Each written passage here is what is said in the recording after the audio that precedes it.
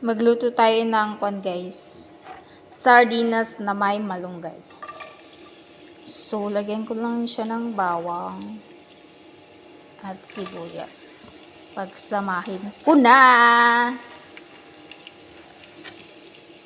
Yan. Tapos, ito yung sardines, guys. So, bali dalawa yung ilalagay natin.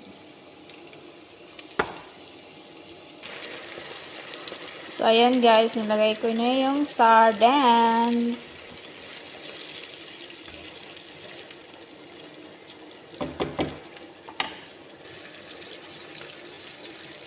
Lagyan ko lang siya ng tubig. Konti. Tapos, lagyan ko siya ng black pepper.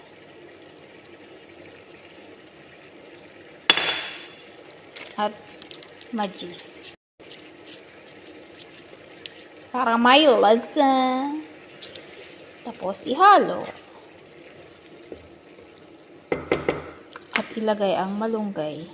Chares! Ito na yung malunggay guys na kinuha ko sa kapitbahay. Doon sa medyo malaki konti. Diba? O, may ulam na tayo. Sardines with malunggay.